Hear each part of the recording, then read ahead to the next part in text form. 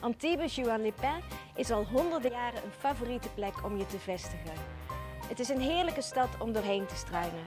Deze stad heeft werkelijk alles. Een oude stadskern, leuke straatjes, winkeltjes, markten, jachthavens. Kortom, hier moet je echt naartoe.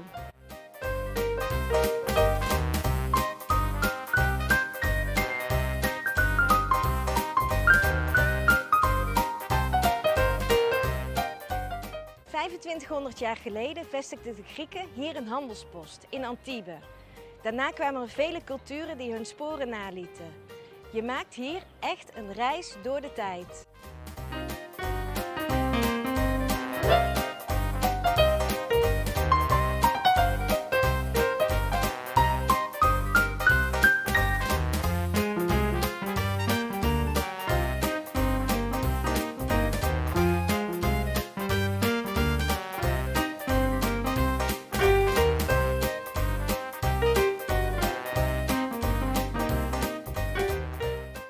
Ook Pablo Picasso werd aangetrokken tot Antibes en vond inspiratie in deze omgeving.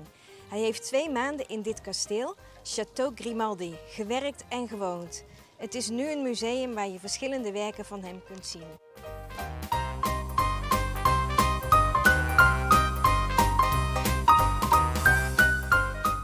Bienvenue à la boulangerie Veziano. Je m'appelle Jean-Paul Veziano. Je suis héritier de mon grand-père et de mon père. Et j'ai la chance aujourd'hui d'avoir 2 filles qui continuent à travailler avec nous. Donc c'est la 4e génération. Depuis presque 100 ans, on essaie de garder les traditions, les parfums de la région du sud de la France, de la Provence. J'ai commencé quand j'étais jeune, j'avais 12 ans.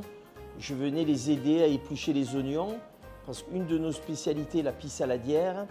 Et c'est une genre de pizza avec des oignons dessus, de la crème d'anchois.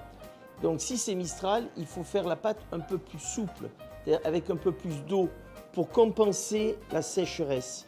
Et c'est pour ça que même les grands chefs cuisiniers, ils sont tous cuisiniers, chocolatiers, pâtissiers, glaciers, ils ne sont pas boulangers.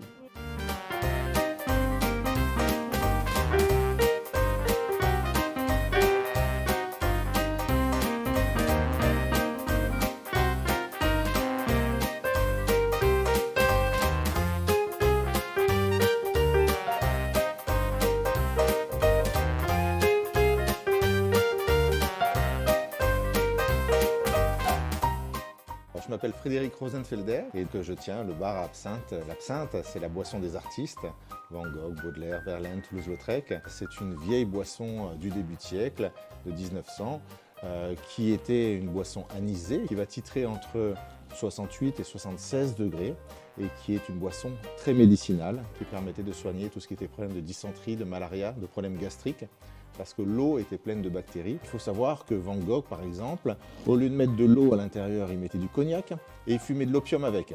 Donc les mélanges étaient terribles, ça provoquait la créativité, mais il a fait des belles peintures. Vous avez plus de 60 variétés d'absinthe différentes, des blanches, des vertes. Le principe, c'est de mettre la petite cuillère sur le verre. On va prendre un petit morceau de sucre, on va mettre le morceau de sucre sur la cuillère. Et avec la fontaine qu'on a installée à table, vous allez faire couler tout doucement l'eau à travers le sucre dans l'absinthe. La bonne dose, c'est toujours 2 centilitres d'absinthe et 5 fois d'eau à l'intérieur.